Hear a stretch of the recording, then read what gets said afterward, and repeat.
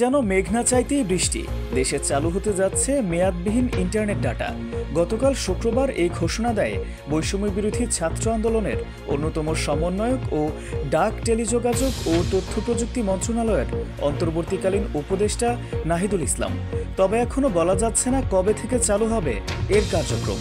কথায় কথায় ইন্টারনেট বন্ধ করে দেওয়া সাবেক তথ্য প্রতিমন্ত্রী জুনায়েদ আহমেদ পলকের ক্ষমতা চলে যাওয়ার পর থেকেই জনমনের প্রশ্ন, এবার কি তাহলে চালু হতে যাচ্ছে অবিচ্ছিন্ন ইন্টারনেট? ডিজিটাল দেশের মানুষ সবচেয়ে বেশি ভোগান্তির শিকার হয় ইন্টারনেট নিয়ে। অবশেষে তাদের আশা পূরণ করতে যাচ্ছে তারুণের অহংকার, ডাক, টেলিযোগাযোগ ও তথ্য প্রযুক্তি মন্ত্রণালয়ের নাহিদুল ইসলাম। অবিচ্ছিন্ন ইন্টারনেটের কারণে সবচেয়ে বেশি ক্ষতি হয়েছে ফ্রিল্যান্সারদের, যারা দেশে প্রতি বছর হাজার হাজার ডলার রেমিটেন্স এনে দিত। তাদের প্রায় সবারই অ্যাকাউন্ট ডিসেবল হয়ে গেছে।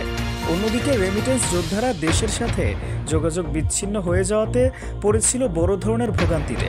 এমনকি স্বৈরশাসক তার ক্ষমতা রক্ষার্থে ইন্টারনেট বন্ধ করে দেওয়ার কারণে প্রবাসীর মায়ের মৃত্যুর পর শেষ দেখাটাও দেখতে পারেননি ছেলে। অপরদিকে নতুন অনুসন্ধানে উঠে আসে কোটা আন্দোলনে 14 জন হাফেজ ও আলেম সহ 73 জন মাদ্রাসার ছাত্র শাহাদত বরণ করেছেন। সামিউল ইসলাম, জনগণ টিভি, ঢাকা।